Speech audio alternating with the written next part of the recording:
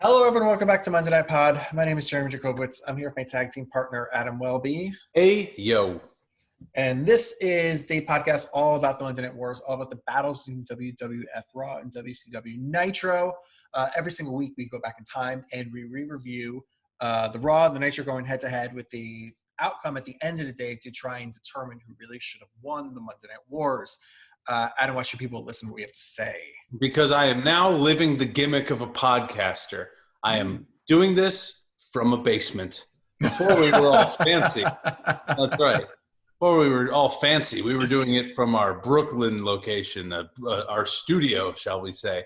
But now I have moved to the basement, as our YouTube viewers can see, and I'm living the gimmick, as they say. I'm basically the Undertaker of podcasts. That's a good reason. Also, we both used to work for WWE. We both used to work in a WWE tape library. Our jobs are to watch all of wrestling. So this is what we do. We've watched a ton of it. All the old stuff, all the current stuff, everything in between. Probably more than you. So we have something to say, and I think, that's a pretty good reason. Yeah. Adam, I wanted to update you and the listeners on two things I mentioned last week. One, quickly, I mentioned I did the video of Kathy Kelly. That is now live on YouTube and Instagram, both on Brunch Boys, not on Monday Night Pod YouTube. I know it's confusing. Whatever. It's a whole lot of fun with me and your favorite WWE backstage reporter, announcer, former reporter, announcer, still member of the Undisputed Era, though, Kathy Kelly. Interesting. Making waffles. So that's I like it. And you know what? Even though it's not, even though it's on the Brunch Boys page, I'm sure that it will be linked through the Monday Night Pod social media channels as well.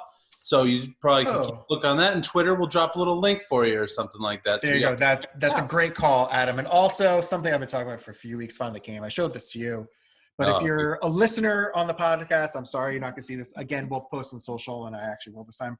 But if you're on YouTube, you can see this beautiful, beautiful thing that arrived from China the other day, Adam.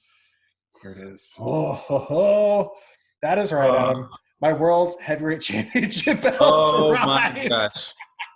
I can't wait to hit you with a chair and take that. I'm gonna hit you with the Money in the Bank briefcase, and I'm gonna take that thing when we're finally able to make these in studio together again. But my God, that's gorgeous. How's it feel? It feels fucking good. It's heavy. It's heavy. I will be buried with this one day. I just stare at it. I have it on my little shelf. Someday I wake up and I touch it and I say hi to it. And I stare at it during the day. Here's my quick review. For the price, it is insane that it's this high quality. It's like I keep saying, like, it just feels heavy.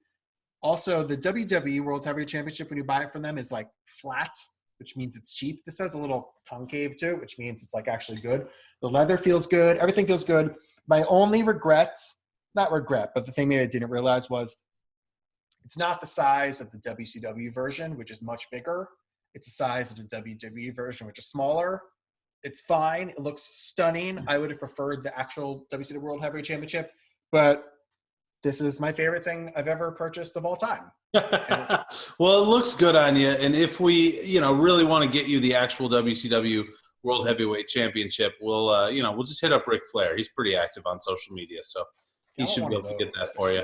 But yeah, whatever. Yeah. So those are my updates.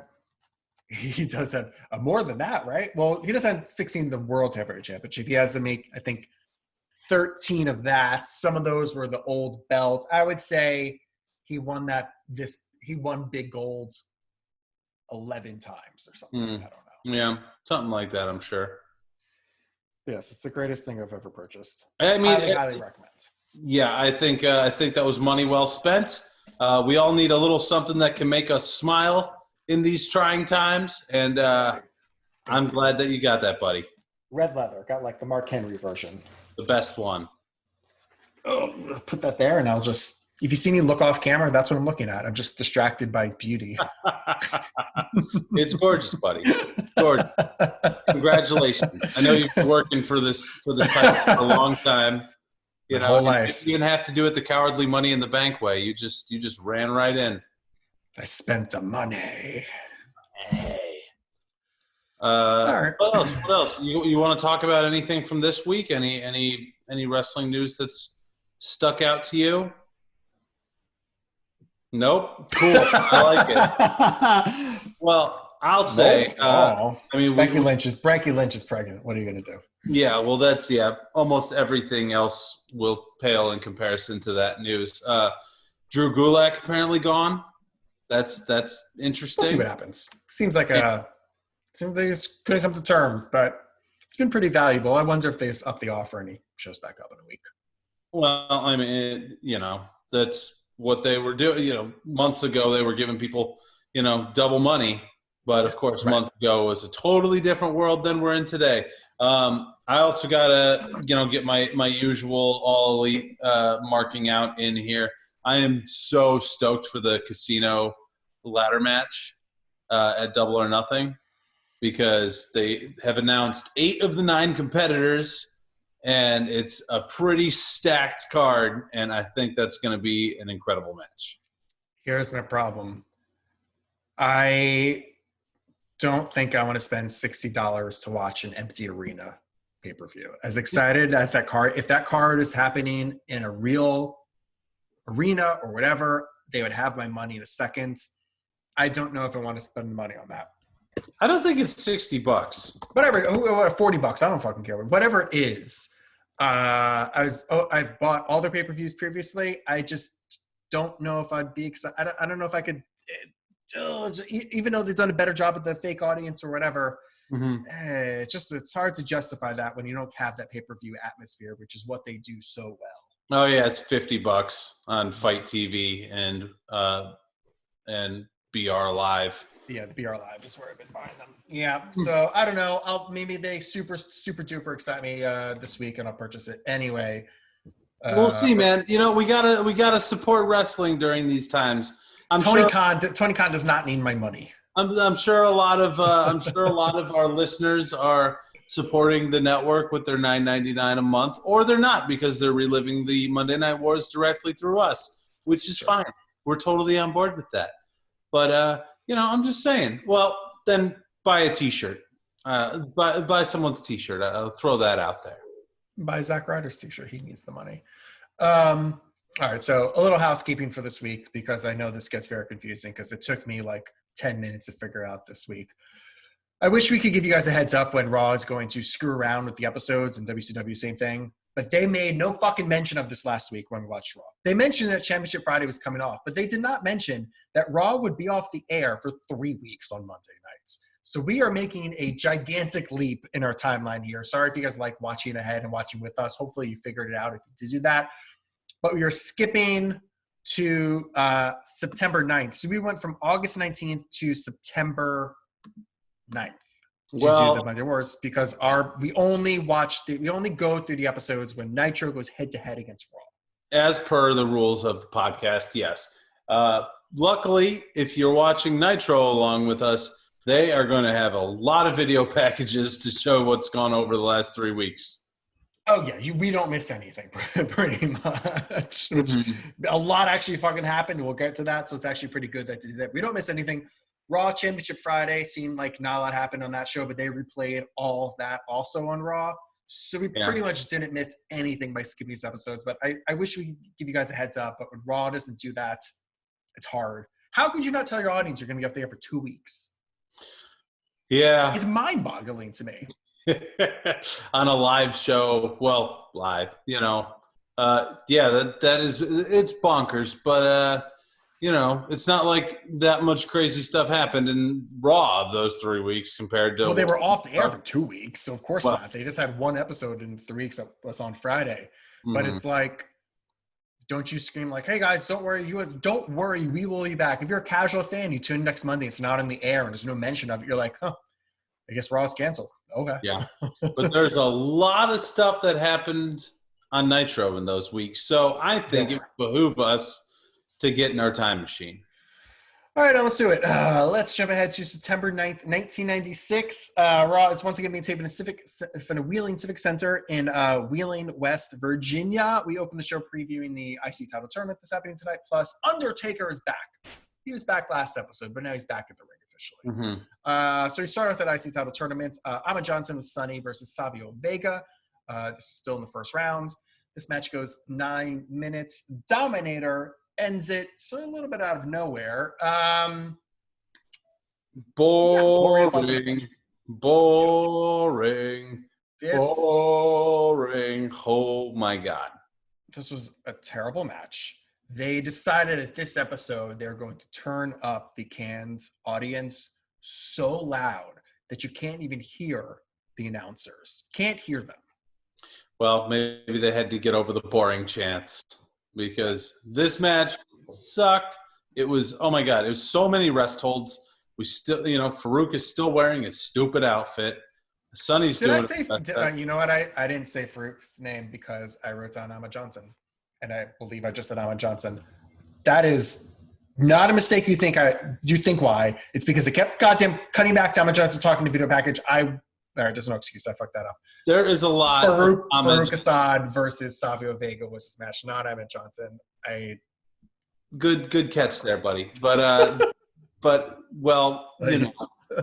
Farouk is in a league of his own compared to Ahmed Johnson as an in-ring performer, and this was not that. This was both guys could go in the ring, and they just didn't. Yeah, this is all rest holds. There were maybe like 3-4 real moves throughout it.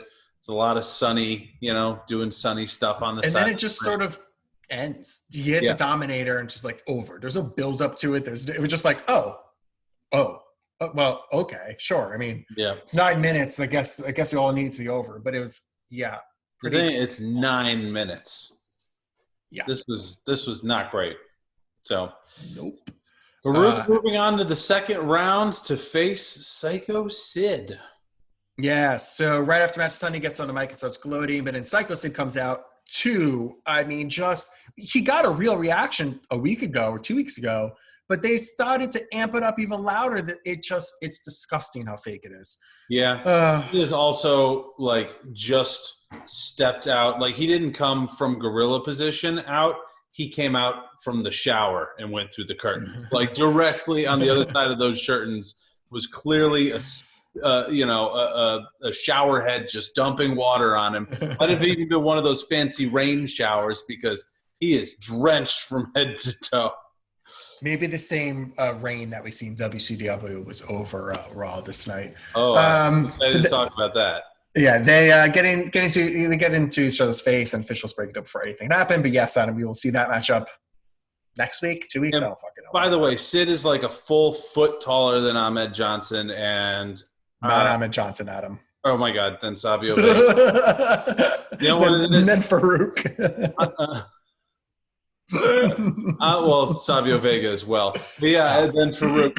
I'm looking at my notes, and our next thing is an Ahmed thing. That's why I was in there. See, so he's a full foot taller than Farouk, and I was also. I mean, he's like I said, he's drenched from head to toe. But I was thinking, God damn, has anybody ever looked better than Sid as far as a wrestler build? He is a wrestler. Yeah, I could see why Vince put as much as he did into him over the years. He looks like an action figure, like a real life. I mean, Drew McIntyre is very much that same way. He just looks like an action figure. Now he does. Yeah, of course. Yeah, I'm not talking Broken Dreams Drew from 2007. I'm talking, this is they have their face off. These are two unstoppable forces, so to think, and I'm just excited to see where this title tourney's going. Yes. Next up, we see clips from WWF Action Zone. It's all the superstars sending messages to Ahmed. It's shot almost like they do now with hand superstar cell phones, naked selfie style. It's shot really shitty on home camcorders, clearly just at some house show. It is so stupid. Yeah. It's the faces being get well soon, Ahmed, can't wait to see you. The heels been Austin, come out and I'll kick your ass, son. It is. I'll break your other kidney. It's just odd in that Ahmed debuted 6 months ago, not even 4 to 5 months ago. And I appreciate the work that they've put into him to get us here. But he doesn't deserve any of this. He's literally done nothing. As a fan, I don't care. Yeah. So to try and fake us, he's goddamn Hulk Hogan got hurt. Like, or like aren't he's all like nothing a or valued locker room leader, you know, like he's like a Chris Jericho or an Undertaker type who's been mentoring the boys for decades, and like we all got, you know what? It's also in a way it's like when they wanted people to send get well soon cards to Gorilla Monsoon after he got splashed by Vader. right. Remember? He deserves that. Oh yeah, for sure. I did, however, I popped when Phineas said "Happy Birthday," That was and funny. then Henry had to say, "No, he's injured," and then he's like, "Oh, get well soon, Ahmed." That's true. Next up, Shawn Michaels and Jose Lothario come out to the ring for an interview with Carlos Cabrera. Shawn Michaels is talking about destroying Camp Cornette's. The only member left is Corny, and Jose is going to face him at In Your House. Jose grabs the mic and says he will kick Cornette's butt at Mind Games, and then yells in Spanish. Shawn then moves on to facing Mankind, and he just kind of yells for a minute, and that's the end of the segment. Yeah, stuff about how the Click is going to stop him from running roughshod, and yeah, I mean that's it. And then as they're leaving, there's the they keep plugging Shawn's Playgirl. Well, appearance. now it's actually out in newsstands. When we talked about it last time, it was when he was doing the shoot. Officially this week, Shawn's Playgirl issue dropped on newsstands. Well, that's delightful. It's great for him. Should I do that with my belts? I think you kind of have to. Now that you have it. I think you'll burn Instagram to the ground when you do that. Now the question is, which account do you post it on? I think you posted it on Brunch Boys. Personally, excellent call. I might get banned. Oh. Well, okay. We'll let that idea stew a little bit. You don't want to get banned when you have a blue check mark. I get it. That's true. All right, next up, we got a teaser for the new WWF Livewire show coming to USA. Excited about that. Adam, do you know they had like a rotation of people hosting that show. Do you want to take a guess on who my favorite host of WWF Livewire was? I'm going to guess it was Shane McMahon's wife. Yes. Marissa Marzola, my favorite Livewire correspondent. I knew it. I think we might have talked about this back when we were working in the WWE tape library, and you told me that she was your favorite. She's still my favorite. Yeah. I guess I haven't seen her in 30 years, but yeah, but 25 years ago or whatever, she was gorgeous. Next up, it's TL Hopper versus the Stalker. Bear wins and making his Raw debut here. Match goes 3 minutes and 30 seconds. No one gives a fuck about this match, especially me, and especially the announcers. I forgot to mention announcers this week are still King, JR, and Kevin Kelly. But I bring that up for a very good reason. During the match, we cut backstage to Owen, and who's there with Brian Pillman. Literally just ignore the fucking match. Not picture, just that. Which happens at both shows tonight, which is very odd. Neither show really has an excuse for it. At least Nitro is live. This is so stupid. They say that they got the scoop on Brett's return. Brett's going to be at In Your House to make a very special announcement. Owen says that they're reunited. Let's see. Also in the match, JR, it reads a statement, so they've been sort of teasing this a little bit about Razor, Ramon, and Diesel coming back to the WWF. JR reads the statement saying that Razor and Diesel will be returning. He apologizes for his reporting for breaking news. He realizes that this could be screwing up the negotiations with WWF, but you know what? He's a journalist and he just has to report the news. So there it is. Eventually, we come back to the ring to see just a terrible, terrible superplex. A middle rope superplex, though, and like both these guys almost died on it. Yep. Hopper slipped his foot when he was going up, and I've never really liked. I mean, I guess it's an older school thing, but I'm trying to think. Did Cowboy Bob Orton do his superplex from the middle rope like that, or did he do it from the top? I'm going to say yes, because the top rope superplex is a relatively new thing. I don't remember exactly. It's not that new, because in my mind, dudes to be on the top rope though. In my mind, it's only a superplex when it's done on the top rope like that. I miss Cesaro's superplex that he'd do, where he like lifted them from the out from over on the apron. apron. Yeah. Oh yeah. I mean, granted, Insane maybe he can't do it anymore because I'm sure that was crazy on your back, but strength. whatever. They didn't even put him in the IC title tournament, so who gives a shit? Well, he can't go up against his best friend. Yeah, why would you do that? It'd be interesting storytelling. Why would they ever do anything like that? Because they did that with Dan O'Brien and Drew Gulak. They didn't want the same storyline on both sides of the thing. Oh, yeah, sure. Okay. I understand where you're coming from. I still disagree with it. I think your audience is smart enough that they could understand that was happening. And they didn't have to go up against each other in the first round either. Oh, speaking of that tournament, getting off topic here for a second. Where were we in Raw, just so we remember when we come back to it? Oh, yeah. The Stalker just won his match. That's right. The Stalker's debut was dead on arrival. That's what we were talking about. So I decided this week that I am going to make an effort. It doesn't mean I'm going to start watching his matches or enjoying his segments, but I am going to make an effort to stop shitting on Baron Corbin. I'll tell you why. Interesting. I was looking at his Instagram, and I was like, this guy is a barbecue snob. He's a bourbon snob, and he's a watches snob. He and I would be best friends. I was like, oh my God. There you go. We have all the same, and he plays video games. Like, we have all the same interests. Like, oh, why am I shitting on this guy who's probably somebody I'd really get along with in real life? So he's Corbin, you're off the shit list. He's just listens to Vince the best. Yeah. At the end of the day. Yeah. It's not his character. He goes out there and just does what he's told. He does what he's told very well. Mm-hmm. Yeah. Yeah. I mean, there you go. That's shocking reveal. Co-host of Monday Night Pod's favorite wrestler is Baron Corbin. I'm sure that'll make the audience very happy. Yeah. We also have to turn. Yeah. Everyone has to tune into this episode because I just turned heel. The wrestling. Well, to be fair, the internet wrestling community probably hates me more than anyone. I did get on my belt Triple J, so for my favorite wrestler. I will say, I won't say who, because I don't know why I won't say who, but whatever.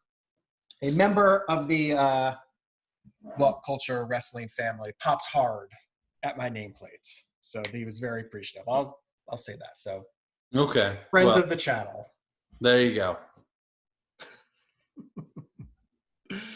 I don't know if I've talked about why Triple H is my favorite. We don't need to talk about that now. We'll save it for another day. Next up, we see clips of Mr. Perfect Stealing Hunter. Speaking of, see this transition. Look at that, Adam. We're so fucking good at this. So we're pros at this point. See clips of Mr. Perfect stealing all of Hunter Hearst Helmsley's women from every match, house shows, superstars, blah, blah, blah. Remember, we are in the summer of Fuck Hunter. That's pretty much the storyline playing out there. I don't believe it goes anywhere else other than that. You got to put that on a T-shirt. Summer of Fuck Hunter. We come back for commercial. We see clips from Championship Friday. Mark Henry's in the ring with Jerry Lawler. King challenges him to a match. Mark Henry, who is the sweatiest, like I am a sweaty person, so I think I can say this, is the sweatiest human being of all time. His shirt is drenched. He's just rolling down. He's just standing in the ring. I mean, I'm sure it's hot in there, I guess, but I mean, it is absurd. Anyway, at first he says, no, he's not going to compete. He admits that he just signed. He's not properly trained. There's no way he's going to get in the ring with King. So King calls him a coward. So then Mark Henry eventually accepts his challenge to get into the ring. Yeah, I mean, I hate when we talk about replays like this, like it's an actual segment, because they play it like it's an actual segment. Right. I mean, it kind of only did for this episode just because like we did skip it, so it makes sense, you know. No, but there's an element of these for me that's saying once more, holy shit, we didn't shoot enough. We don't have enough for this Raw. Like we gotta extend time. Let's just play out a whole segment. I will give them the benefit of doubt on this one. I think that these are all big storylines coming out Championship Friday, and they knew that nobody probably watched Championship Friday. So to catch up the audience that now hasn't seen Raw in 3 weeks, maybe we should replay the shit that no one saw. Okay. Maybe. I'll give them that this time. Well, that's a good devil's advocate argument there. Next up are just an amazing Raw of matches here. Goddamn Freddie Joe Floyd versus Crush. Match goes 3 minutes. Heart Punch ends it. Crush wins. It was the Heart Punch, but it seemed like he got a little throat area. Clarence Mason was on commentary. Freddie Joe Floyd is bumping his ass off in this. Like he's trying to make something out of it. I got a chuckle. I'm just remembering this because there's like the little thumbnails in the network for like going to whichever segment that you're bouncing to. Mm-hmm. The thumbnails for both the last match, which was the Stalker's debut, and the thumbnail for this Crush match, who Crush debuted, only a couple of weeks ago. Mm-hmm. The thumbnails in both of those matches are of the jobbers that they're going to face by themselves. So the Stalker's debut match has a thumbnail of TL Hopper, and you'll never get me to believe that is not intentional. I wonder if that's a human decision or an algorithm decision. I think I've never really looked at what the other thumbnails were to compare it to anything. Do they always make sense? It's got to be a human decision because otherwise, the many times that we've seen Sergeant Greg Pittman competes in a singles match, that's true. Someone's at least, even if a computer picked it, someone is physically going back and double checking. Mm-hmm. Yeah, and we would have accidentally seen Chris Benoit on one of those things. You are right. Even in like the Four Horsemen segments, we don't see in the thumbnails Chris Benoit. Interesting. All right, I'll have to keep a lookout for that. Next up, we see clips. Bob Backlund at Championship Friday. He says that he's introducing a new superstar, but first, before he introduces that superstar, he's going to bring out the mentor and trainer of that superstar. Sheik and Baby come back out on Raw. The two craziest and wildest people are teaming up together to bring out a superstar. God knows what. Well, I mean, we know, but in general, God knows who they're going to bring out. Man, I would very much enjoy being in a car with those two. I would be terrified for my life. Oh yeah, absolutely. I guess if I was driving, I would have to drive. As long as I was driving, we'd be fine. Yeah. Oh yeah, okay. Well, how else are they going to do cocaine and drive at the same time? Oh, I'm sure they have. No. Did Backlund ever have drug things? No, he was just a lunatic. Yeah, he's just a lunatic. High life. So, yeah. I mean, dude, we talk old school on here, even older school than this. The Arabian clubs, man. That shit was one of the coolest things. I still love that gimmick where they tell fans to come in. And it's legit. To try, huh? And it's legit. Yeah, it's great. That was so good. That was such a good gimmick. And, like, those things are awesome. Like, someone's got to bring back the Arabian clubs. Mm-hmm. Someone's got to bring back some crazy strongman kind of thing. Cesaro. Maybe Miro can do it wherever he shows up next. All right, next up, we get a promo for the return of WWF Superstars, a television show. It's like Vince taking shots at pop culture. It's like the oldest show in the history of time, longer than Seinfeld. Like, the Friends were just in kindergarten when this show debuted. Like all this weird stuff. I'm like, oh my God, you're bringing out goddamn W Superstars. Chill, Vince. Anyway, next up, it's our main event. Good Lord. Well, it's the undefeated Salvatore Sincere. So there you go. Everyone knows Salvatore Sincere. Of course, undefeated, but I believe making his Raw debut as well. So we know he's making his Raw debut because we've watched every Monday Night Raw since May of 1996. So. Yeah, but I forget everything. Versus The Undertaker. This match goes 8 minutes. Choke slam. Calls for it. Pile driver. Sincere is dead. Yep, there goes his undefeated streak. Right. But again, this match is kind of ignored mostly. Taker begins by running out. No slow entrance. He's ready to fucking fight. I want to cut backstage or cut to a pre-taped promo by Goldust and Marlena. It's like all smoky and weird. I didn't really get the reference to why it looked like that, but he talks about mind games. So the pay-per-view is mind games of Taker and what he's going to do to Taker at mind games. Wordplay, Adam. JR then says that Razor's negotiations have stalled, but Diesel's are still good. They've been teasing all night about this, and we don't really get any real information other than that. Yeah. I think it's hilarious because of how hot things are with the NWO right now. It's very funny that they're, I don't know, trying to throw some water on it from a distance, maybe. Is that what they're trying to do? But it's just it's funny that it's clearly the move of somebody in second place. Yeah, it's odd, and it's going to get more odd when they actually come out. I mean, if the idea is what happens, which is that they come out as heels and are obviously not those people, okay. I don't know if that was the original point, though. I don't know if the original point was to trick, Vince has always treated his audience like they are absolute idiots. And he might have honestly thought, no one fucking know the difference. Those idiots. Or maybe thought they wouldn't care, to be fair. That's an even bigger disgrace, that he wouldn't think wrestling fans would care about fake people taking all the gimmicks. We'll talk about it when it really happens, but it's... Yeah, I mean, you know what? No one cared when Mystico lost the Sin Cara thing, and, Well, it's because everyone hated him. What was his name without the Hunico. Hunico, that's right. That's because everyone hated Sin Cara. Yeah. And then we put him under a mask. He didn't change anything about the gimmick at all. Other than that shoulder tattoo, you really would have to look hard to realize it wasn't the same person. Right. He was a little beefier too. A little bit, but Yeah, I remember back at WWE headquarters having the tape library, having a trailer. Having a funny conversation with a couple of guys that I totally ate crow on, because we were talking about, this is circa 2010, the Performance Center isn't really a thing yet. And they were talking about them just signing Mystico and bringing him in. And that was the first Hunter sign. Yeah. Him and Karma. Mm-hmm. But we were talking about, it's someone was saying, I might have even been talking about it with you.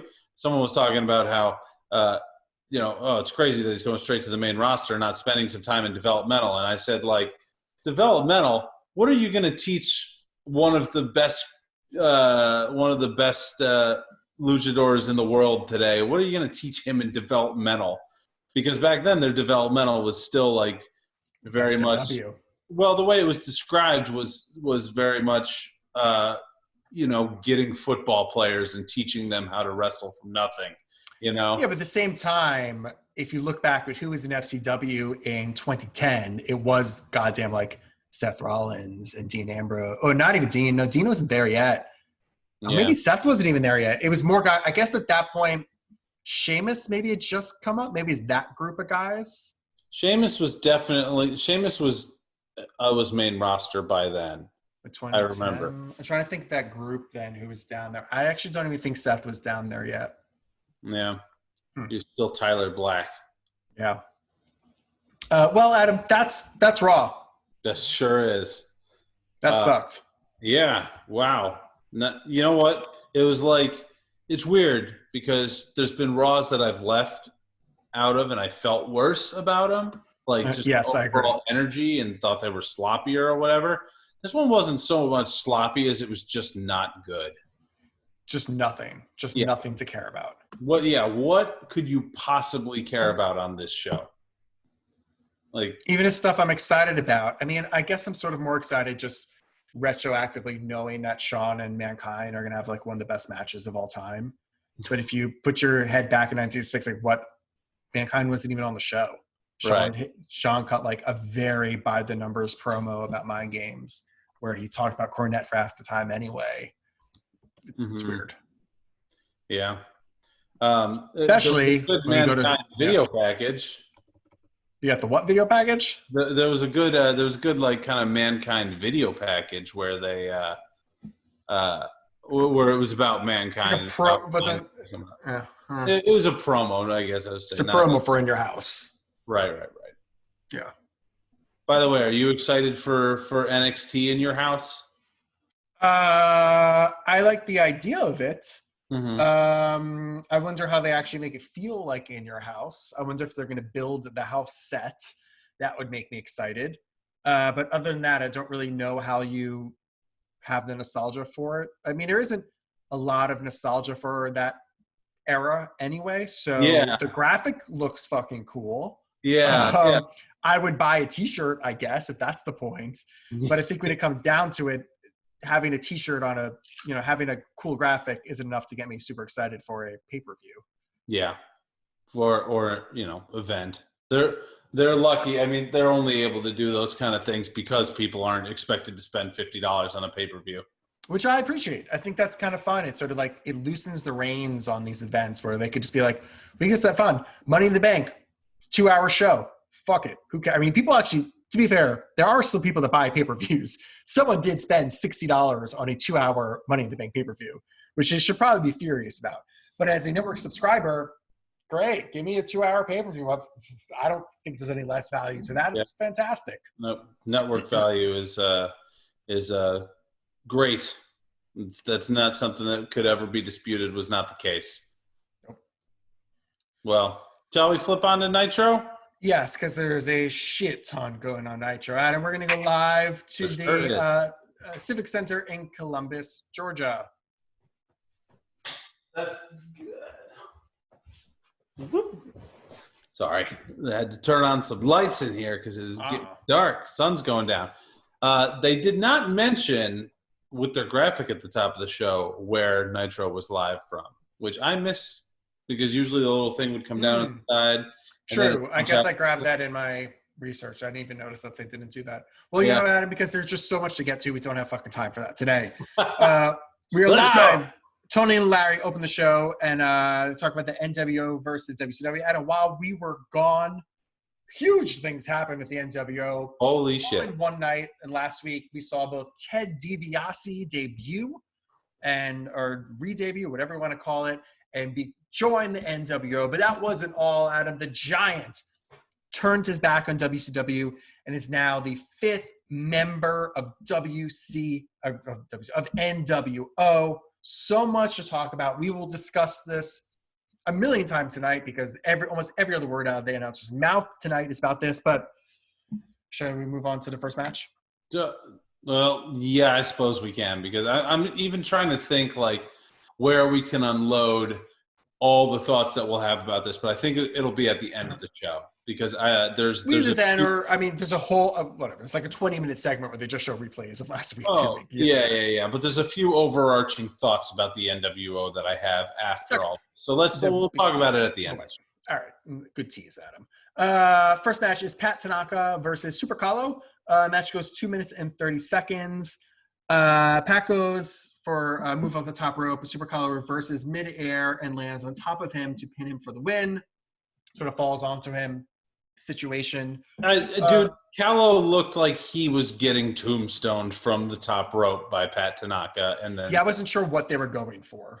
Yeah, that ending was bad, but there's some great explosiveness in this match. Both these guys are really going at each other and really going at a fast pace, so I really appreciated that aspect of it. But man, their outfits are so silly.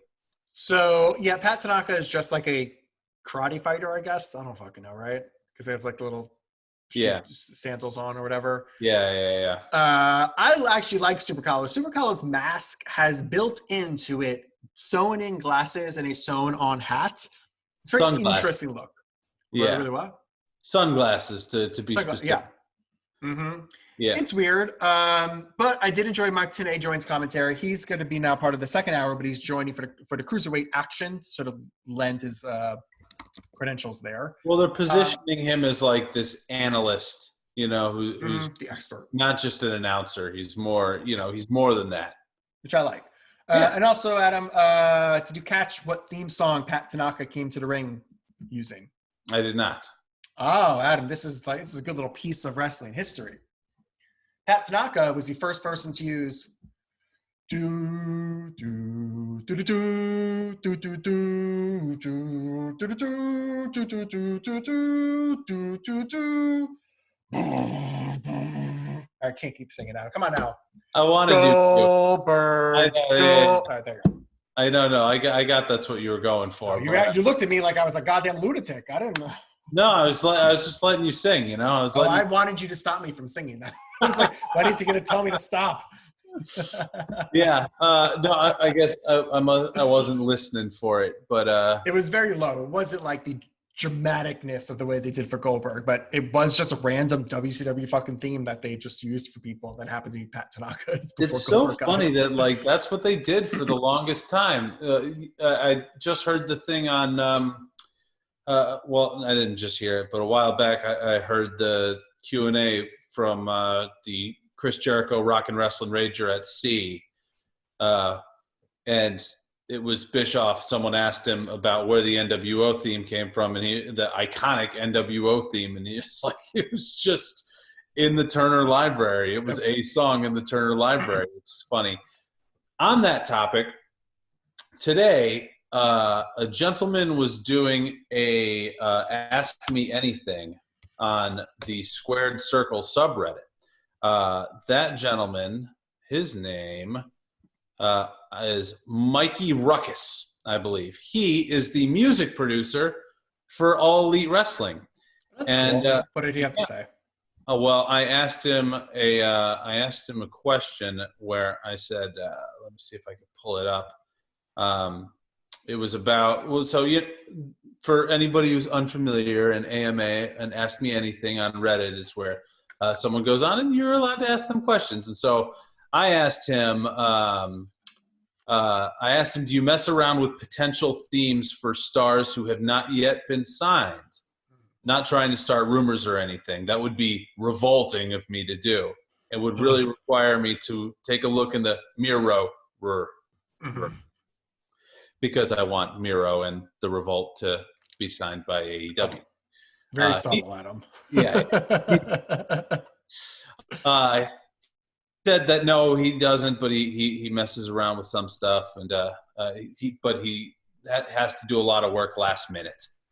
I guess the most last minute theme that he ever had to do was for Jeff Cobb, but at least he put more effort into it than WCW ever did with their entrance themes.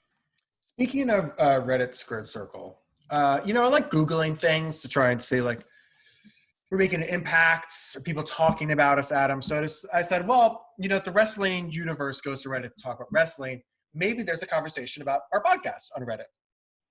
So I typed it in, and there is one message subreddit, I don't know what the fuck it is, about our podcast. Someone left us a glowing review saying, look, this podcast is amazing, blah, blah.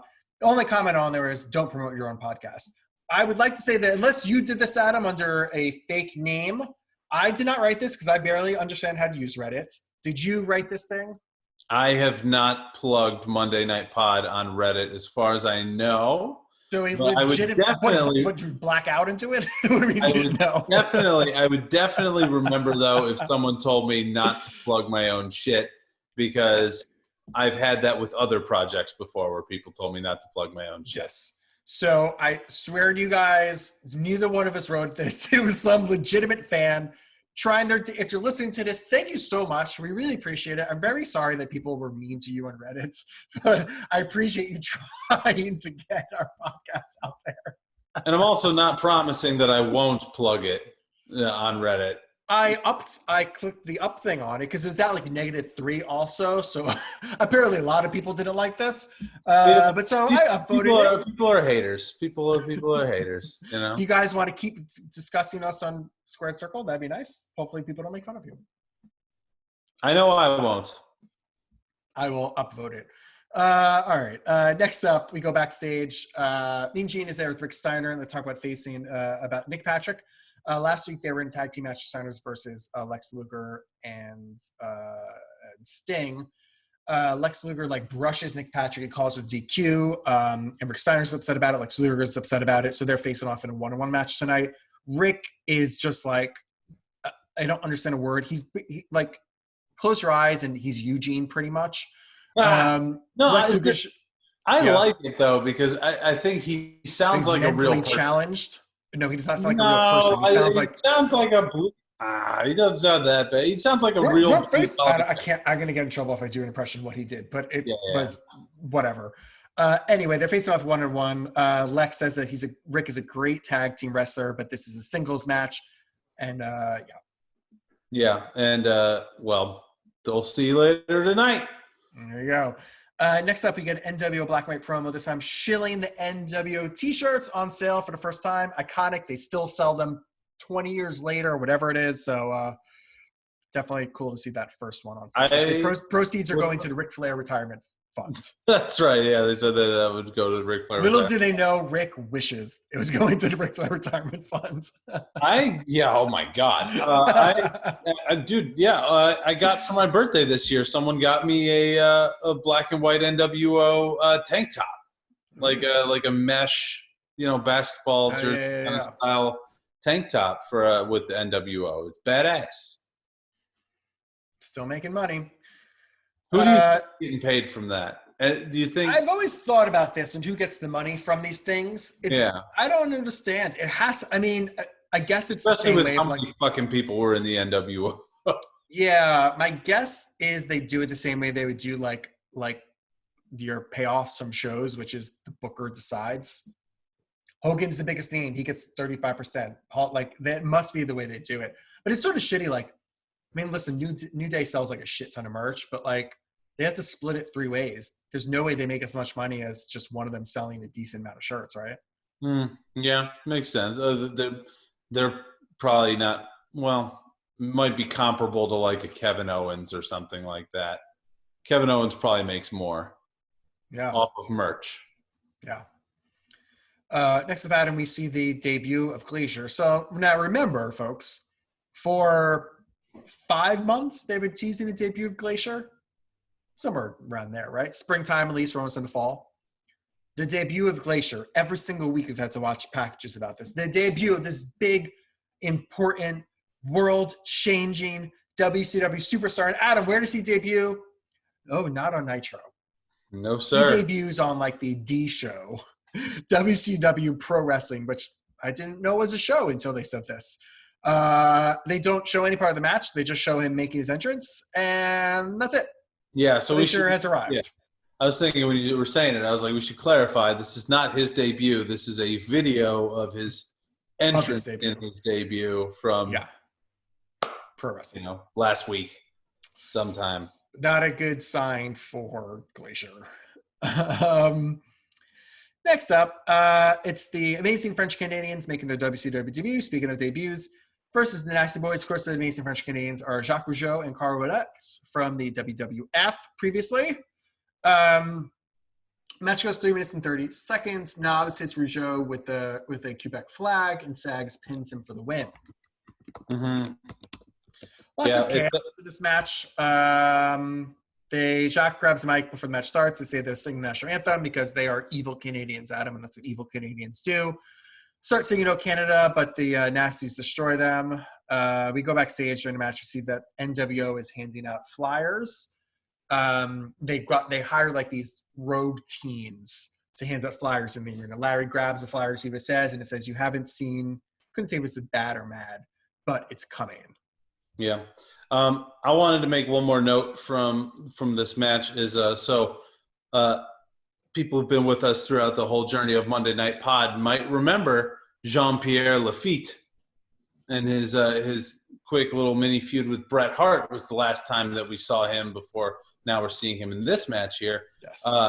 Jean-Pierre Lafitte had the cannonball, which as his finishing move. It was, he's like this giant thing. Yeah, Swanton, except he's a giant guy.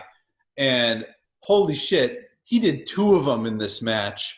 2 assisted ones where he fell on, I can't remember if it was Knobs or Sags, the brown-haired one, I think. That would be Sags. That's Sags, yeah. And holy shit, both of these sentons that he did, there was like an assisted one. So, the tag partner's holding him, he's flipping over on the top rope. He put every pound of his 300-pound body on top of Knobs in this. It was nuts. I was watching it and I was like, how is he not dead both times? Because every ounce of his body weight came down on him in these cannonballs. It's gross. It looks so painful. Oh my God. It was not a bad match to me. It was no. I mean, it's a Nasty Boys match. Yeah. And I'm sort of enjoying their work. Yeah, right. And I mean, these are the Quebecers, the amazing French Canadians. They can work. Nasty Boys can do the Nasty Boys thing. They're not quite in that phase where they're jamming people's faces into their armpits and stuff like that. But yeah, this is a totally. I mean, not to give away our ending or whatever, but like this match alone was better than anything that Raw had this week. Absolutely. Afterwards, Mean Gene gets to the ring, talks to Nasty Boys. Gene calls them the Rougeau brothers. Oops, not them. They made some French Canadians. Then talk about facing Harlem Heat at Fall Brawl this Sunday for the WCW Tag Team titles. The crowd was legit chanting Nasty like they are over. They proclaim that they are Team WCW. Right. They are Team WCW, but their thing is just that they're focused on the tag titles. Yes, they don't care about NWO. They're not getting into any of that. They're going after Harlem Heat and the belts. Yes. Next up, it is Scott Norton versus Sergeant Craig Pittman with Teddy Long. Match just 3 minutes. So at Fall Brawl, Scott Norton will be facing off against Ice Train in a submission match. They call this a hold versus hold match. I didn't really understand if that was they meant submission or they were just saying it or if that was an actual thing. God knows. So Scott Norton has Craig locked in armbar. Teddy Long is out there telling him not to give up. Ice Train runs out, throws in a towel, and Scott Norton wins. Now, does Ice Train have a submission finisher that we can think of? I don't know. Maybe they. I mean, did they not talk about it? I probably tuned it out. I can't remember. It's not two guys you think of like submission-based wrestling when these two brick shit houses going up against each other. Yeah, these two total powerhouses. Although, like I said last week, I like to give Scott Norton credit where Scott Norton credit is due. Like that arm breaker into his into what do they call it again? I can't remember off the top. I don't remember what they call it either now. But his finisher it looks brutal. Hold on, I'm gonna find this.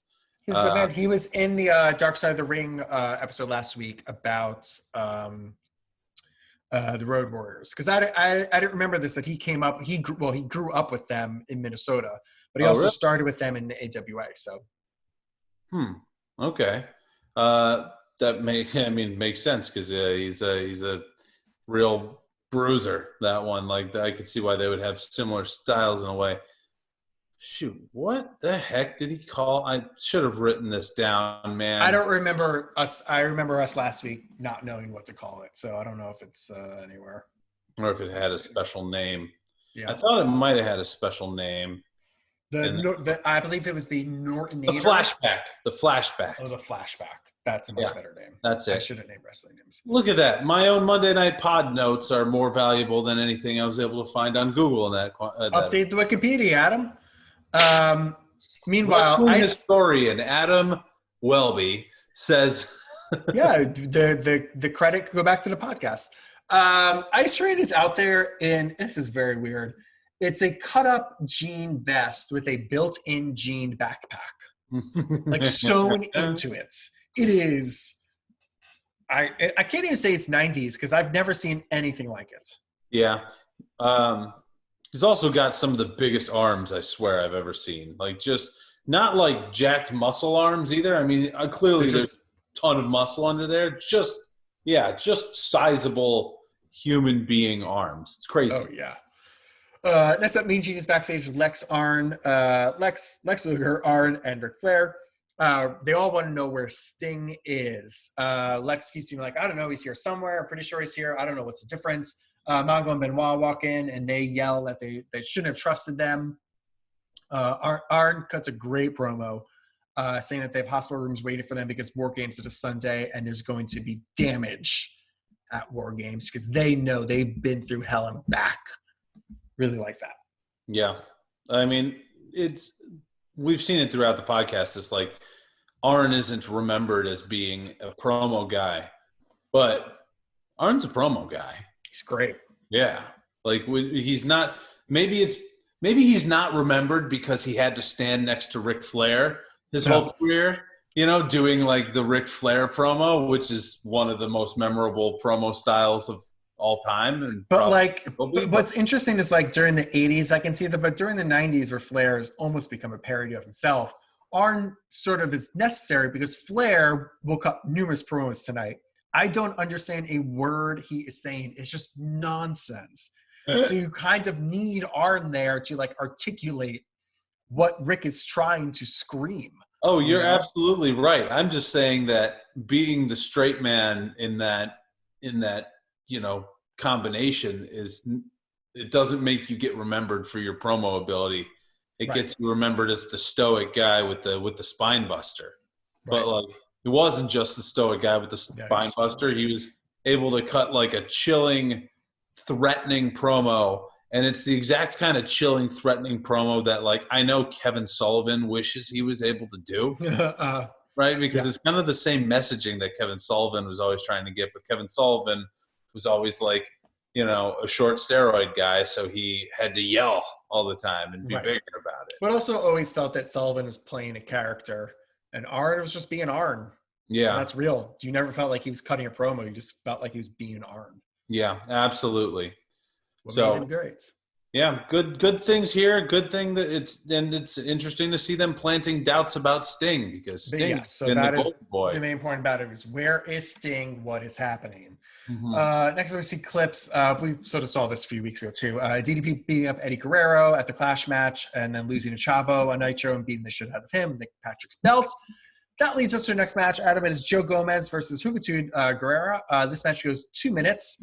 A Hurricane Plancho, which is like a top rope corkscrew splash, ends it for Juvi. This match is bad.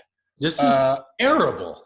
Mike Tenay joins commentary again. Juvi is literally 20 years old, and it is sloppy as shit. Their timing was off on every single thing that they tried to do. Yeah. Completely missing, falling off the ropes. I was going to say, glancing blows, as they like to say. Didn't get all of it.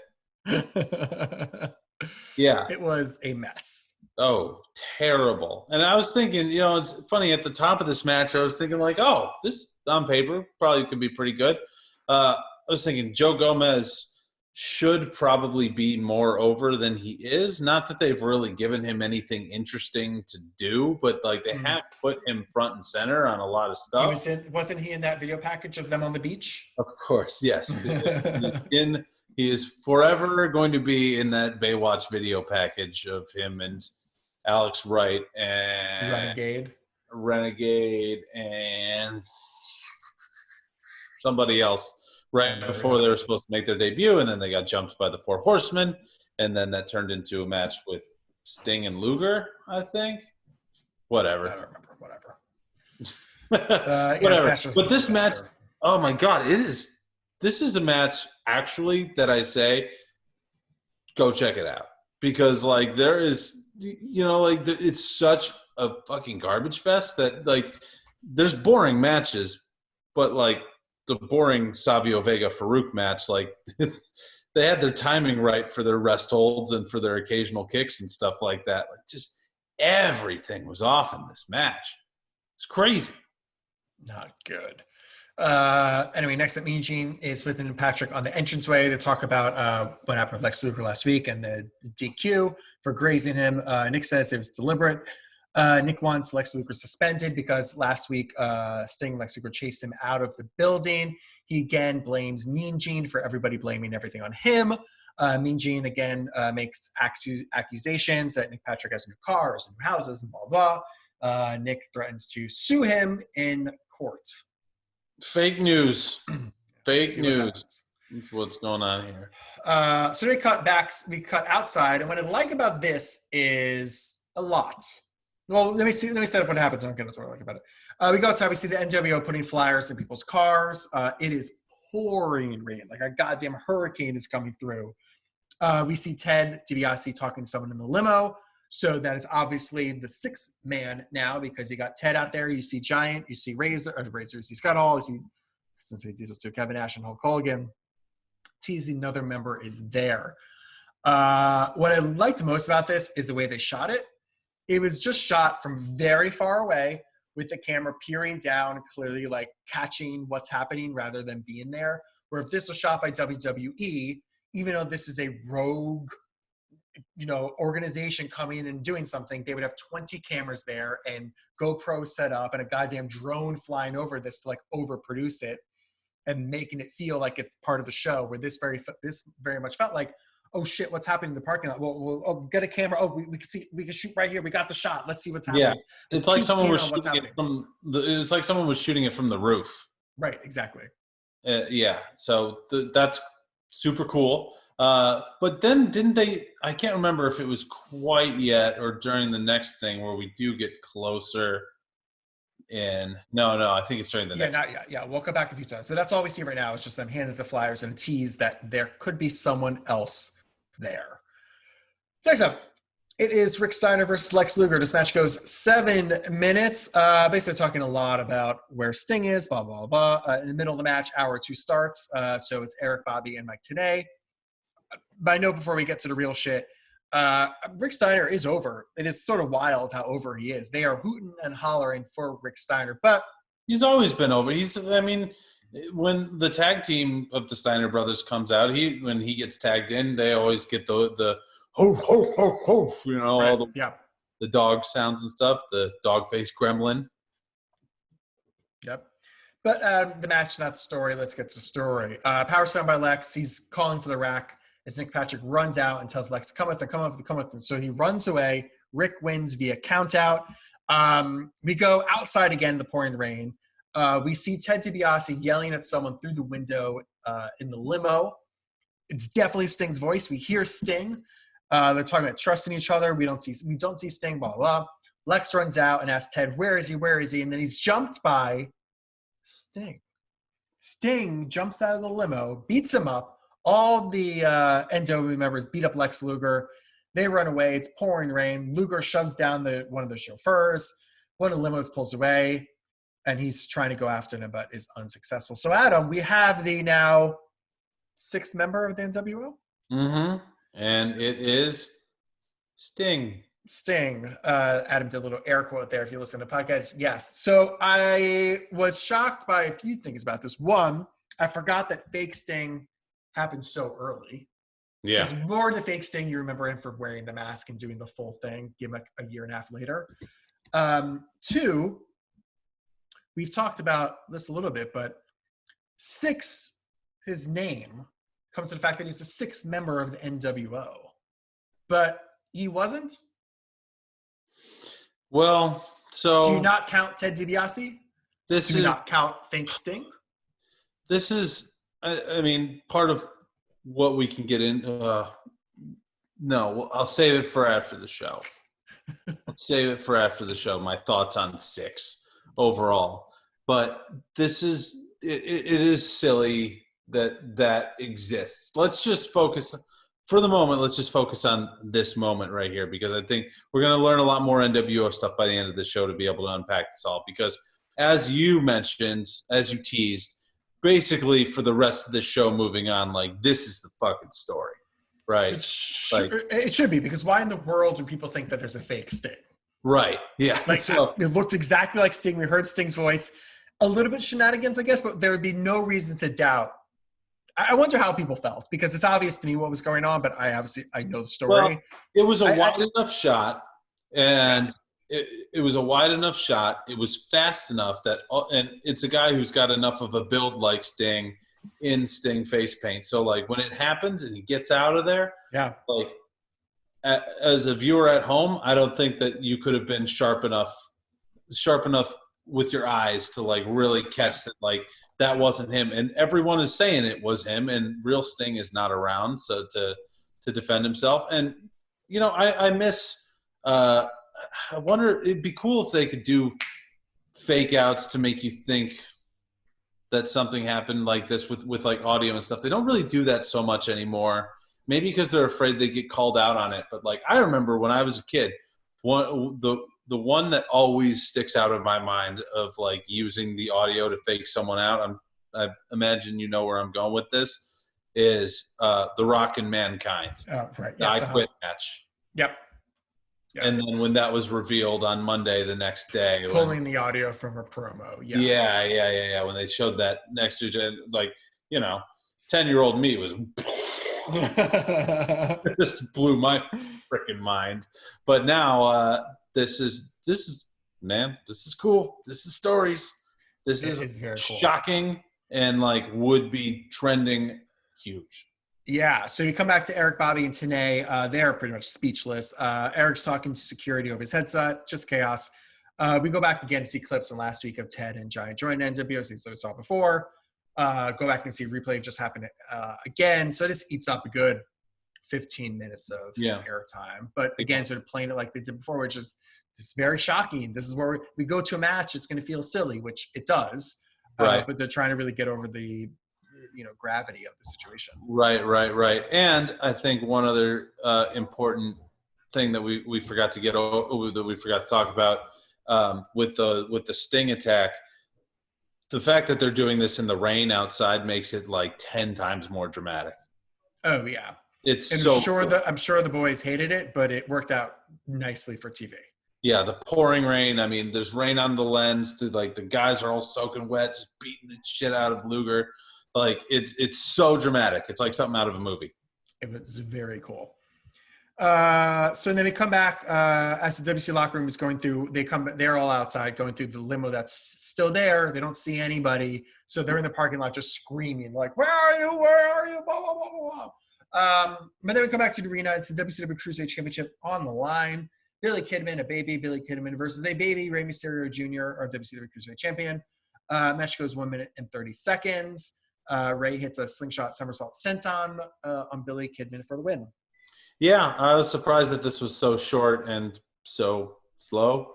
But like, maybe they didn't want. Maybe when they were booking this and they looked at the order of matches, they didn't want, after such like a crazy moment with Sting, is the new member of the NWO. That maybe they didn't want like a crazy cruiserweight title match, or was the title on? I don't know. But it was confusing, but at the end of the day, I picked up on it halfway through the match. It was a championship match. Okay, but maybe they don't want just like a crazy cruiserweight bout out there right afterwards, where like you're taking people's attention this way and then that way. Like you got to kind of like let it sit, let them simmer with those thoughts for a second. Yeah, I agree. Next up is the Faces of Fear, Jimmy Hart versus Public Enemy. This match goes 10 minutes and 45 seconds. I'll have to get through here. We'll just go through it. So we start the match right away, and they go to the Public Enemy split screen, which they love doing, which I hate. But the announcers are ignoring this entire match. They ignore it so much that a goddamn leprechaun runs out, and pretty much no one makes reference to it. Just the leprechaun runs out, runs to the back. We've talked about him before, though. That's the guy who's like the main trainer at the power plant. Buddy Lee Parker, right? Yep. They ignore this match so much that just like Raw, they just completely fucking leave it. Not a split screen. Go backstage. Mean Gene is backstage with the Four Horsemen and Lex Luger, and they are pissed. They go to the scene eventually, but pretty much Lex says that he's no answers. His best friend just stabbed in the back. Flair screams at what they're going to do at War Games. Flair's promo, I might not understand it, but it is incredible. Yeah, it's such a common thing you could add to that. You could sum up any Flair promo with like, that was incredible. I don't remember a thing. Anyway, we come back to ringside, or to the ring. Barbarian takes a fucking rough bump. He has Rocker Rock on a table outside the ring. Jimmy Hart is holding Rocker Rock's legs there. So Barbarian goes up to the top rope and just dives off of it. Rock jumps up right out of the way, and Barbarian just like, that table doesn't break his fall at all, and he lands like elbow first right on the concrete. It was disgusting. Yeah. Anyway, Rock gets a moonsault through the table on Meng. No DQ, but a referee by Nick Patrick. They don't even talk about it, but like literally in the middle of the ring, moonsault through a table, nothing. Meng gets right back up anyway, so I guess it doesn't fucking matter. Eventually, Meng locks the death grip onto Johnny Grunge, and Nick Patrick calls for the bell. Yeah. Did he call for like a victory for them, or did he just like say? I think Meng wins a Tonga death grip. No one's mad at that. I thought it was more of like a no contest kind of of thing, just because everyone was in the ring and it wasn't very clear. Yeah, I guess so. I personally gave it 2 Faces of Fear, I guess. That's fair. All right. Well, for what we saw, it was fine, but literally, I mean, they ignore the shit out of this for a good reason, I guess. Yeah, and it's a Public Enemy match. You know what it is. But I mean, Rocco Rock gets way more air on a moonsault than a guy of his size should be able to. Yeah, it looks good. And those tables are so shitty too. God, the bumps that these guys were taking are just gross. I know. I swear these tables are made out of tables that had already been broken, and they 100%. They go collect the tables at the end of the show and put them back together. It is horrible. Mean Gene gets in the ring as the rest of the Dungeon of Doom comes out. They talk about having to destroy the Giants now, and Big Bubba wants to know about Glacier. Sure, great. Thanks, Big Bubba. Kevin Sullivan says that you can't trust anyone here, and I don't know. They're all just yelling a lot of nonsense. WCW, blah, blah, blah, blah, blah. Yeah. They're doing what Dungeon of Doom does when they get the chance to get on the mic, because they all yell their own individual things. Yeah. Next up, we get another NWO Black and White promo talking about the money Ted is going to be giving them. He's the most powerful person. He's richer than Ted Turner. And also they're laying down what they want out of War Games. That there's no benefit for them doing this, so this is what they want. If they win, they want to crown NWO Tag Team Champions, and they want their own segment on the show. Yep, they don't want to keep paying for it. Right, which I like. Stakes, Adam. Yeah, also, as they're talking about all this, I mean, Hogan is really settled now into the Hollywood Hogan character. Yeah. You were talking about this a couple weeks ago, where he was still yelling and still doing brother and all that stuff like that. Like now he's learned to like bring it down and like get serious and talk about cool, collected evil. Get into the NWO, brother. You know, like getting into that. No, that was more Macho Man that I was able to do, but I was liking it. And it was great. Was this the debut at the end of this segment of the famous phrase "for life"? No, that he said that night one. Okay, all right. Yeah. This might be when they went back to it for the first time, but that was night one when him just screaming at the camera. Right. But this is like as far as in promo, like I don't remember, but maybe. Yeah. Who knows? It could have happened in the last 3 weeks that we weren't watching because we weren't going head to head. That is very true, Adam. Next up, Eric, Bobby, and Mike Snee talk about Sting joining the NWO. But then is Randy Savage versus John Tenta. This match goes 3 minutes. Savage is getting ready for his match at Fall Brawl with the Giant. Go up against another Giant. Makes sense. Tenta still has half of his hair cut, Adam. It's growing back. I saw that too. I made it's growing back at him, but it's never going to be even unless you just shave the other side. It's always going to be one side longer unless you just shave all of it. It's mind-boggling. Yeah, it's still stupid. It was stupid back when it first started, and there's absolutely no point for it to be around anymore. But hey, I guess it's not the shark. That's true. Savage is just like going to town here. He's whacking Tent in the back of a steel chair right in front of Andy Anderson. Again, no DQ. Sure. I know. Anyway, Savage watching ECW tonight. That was very weird. Savage just flying elbow from the top rope, goes for a second one, hits it. Teddy Long runs out and begs for Savage to come help him. So last time, Nick Patrick had Lex Luger come help him. That was not good. He got jumped. So Savage isn't sure, but you know what? At the end, he says sure. So he runs out of there, Teddy Long. John Tenta is the winner via countout, but again, not really a story. Savage runs outside, so a limo pulls out. They go check on the second, like the limo just pulls away. I guess they came back. It was sort of confusing, the timeline. I think there were two limos. There were, but initially one drove away. Right. One drove away as Macho ran out. Oh, you mean exactly. From earlier tonight? Originally, yeah. They came back and whatever. So anyway, so they go into second limo. Nothing's there but Kansas spray paint. So the WCW, the entire locker room's out there pretty much at this point. So they decide to spray paint the limo, which there's a few things wrong with this. One, it's not like the NWO owns the limo.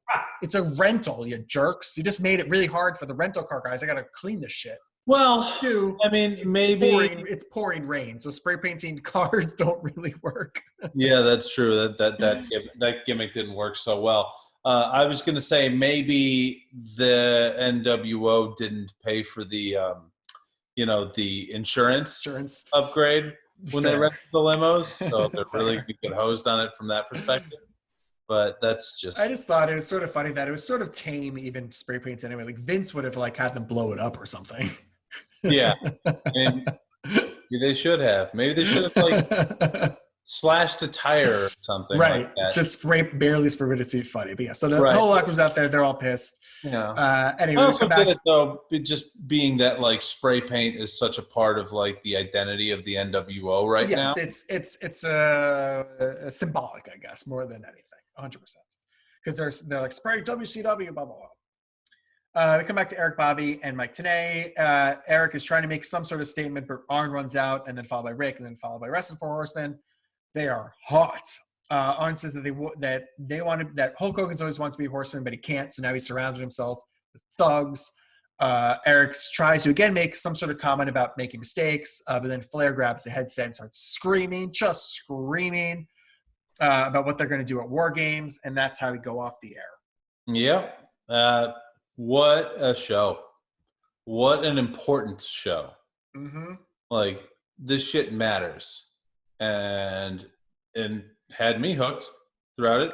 Man, what if just think, if you were actually 10 years old and thought that was Sting. I mean, that would be the equivalent of, I'm trying to even think, because obviously there's no big deal manager, but yeah, it would be Cena joining, I don't know, Undisputed Era. I don't know. Sure. But yes, it would absolutely be. Well, I guess now Cena maybe was Cena heel turn.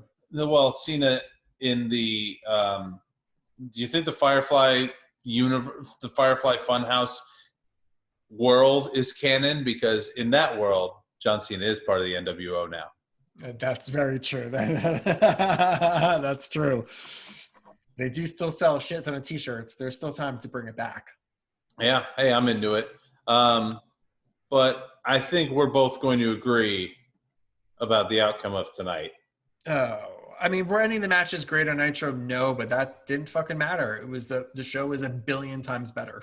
Yeah, 1 billion times better. Even with multiple non-finishes and one complete garbage match. Stuff happened on Nitro. That's all you have to know.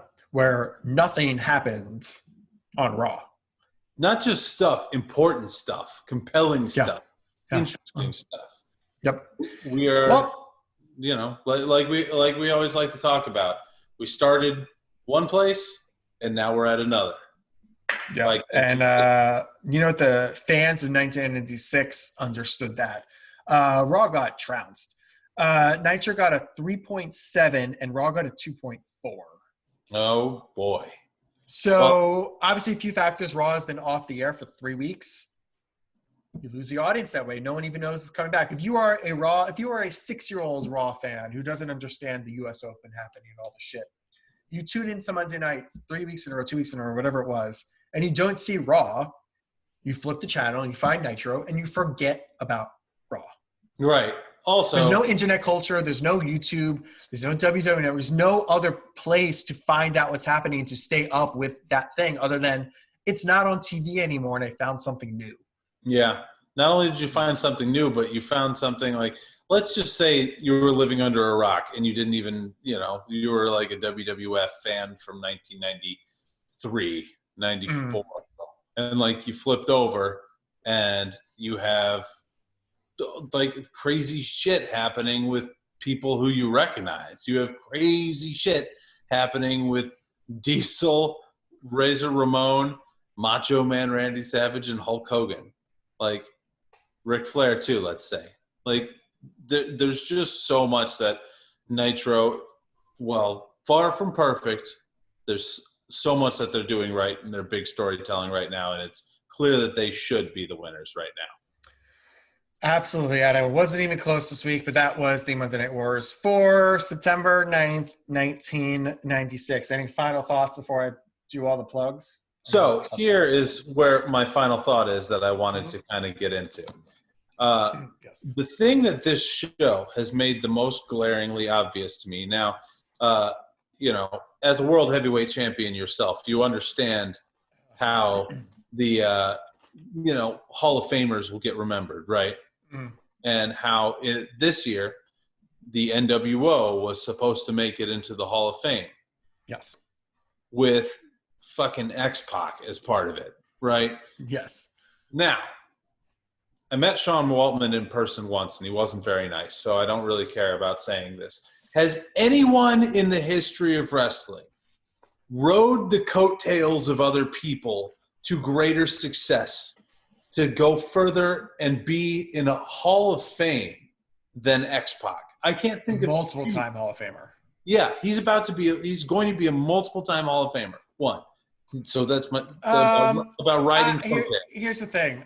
I still think he deserves to be in the Hall of Fame. I don't think he deserves to be in it. If anything, I think he deserves to be in on his own rather than a member of DX or rather a member of NWO.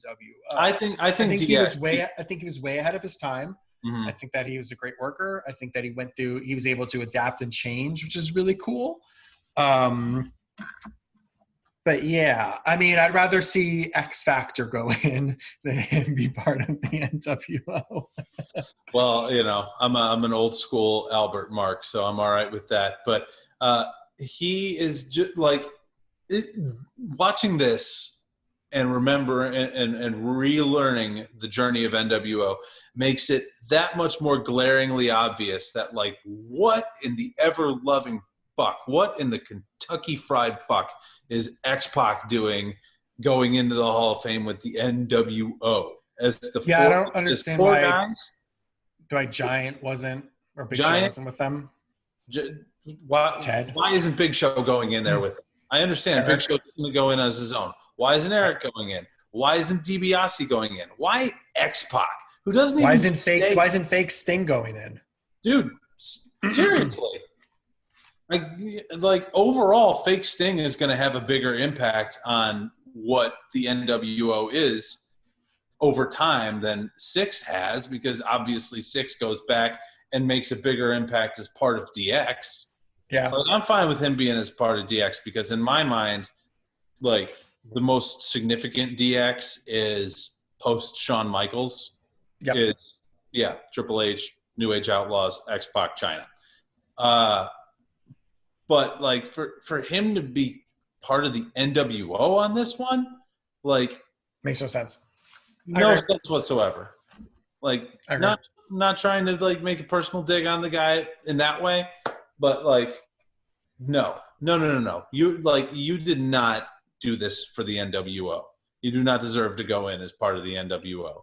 It's ridiculous, and it's totally like, do you think if Hunter wasn't there making those calls that Six would be going in as part of the NWO? Never in a million years. It's an odd one. I mean, they always say it's up to Vince, not Hunter. Hunter obviously has his ear, but maybe Vince just doesn't know anything with the NWO. He didn't fucking watch Nitro. What is this NWO? It's like, oh, Six is, the kid was in it too. Oh, throw him in there. Oh, of course. Yeah, but I cannot see any reality in which someone, even Vince McMahon himself, I don't think would be able to convince me that Six should go in there instead of the Giant. I agree with that. It should just be the original three anyway. Yeah. But you know what would be cool? Like, I mean, this is a moot point because obviously, Six is the one they're going to go with when they do eventually have a Hall of Fame. What if Big Show went in as the Giant with the NWO? Yeah. It's just a thought. He should go in by himself. Because Razor Ramon is in the Hall of Fame and Scott Hall is going to be in the I hate that. I know you do. And I agree with you on that. We'll discuss that. Well, Adam, you had a lot of hot takes this week. You said you hate Sean Waltman and love Baron Corbin. I imagine our audience has a lot to say. So if you want to say any of that to us, you can follow us on Twitter and tweet at us, Monday Night Pod. You can write on our Facebook wall and yell at us, Monday Night Pod. You could, if you're watching us on YouTube, we got some comments last week on our YouTube video, so people are doing that. Right below, tell us what you think about Baron Corbin, Sean Waltman, or my beautiful championship belts. What else can you do? Wherever you listen to this podcast, make sure you are following and subscribed. If you listen to Apple Podcasts, you can leave a 5-star review, and you can write your thoughts there also. Instagram Monday Pod. I'll be sharing this, obviously. I will be sharing a beautiful photo of my belt. My beautiful, beautiful belt. I will be sharing You'll be the video with recreating Kelly. the Shawn Michaels Playgirl shoot, I believe, with that belt is what you'll be doing. We'll think about it. We're going to let that stew. We're going to let that stew. You can watch me cooking to Kathy Kelly. I'll tweet that out. Also, put it somewhere. You'll find it. Any final thoughts this week, Adam? No, man. Evil Uno replied to me on Twitter today, talking about video games a little bit. I've been watching Miro's streaming on Twitch a little bit.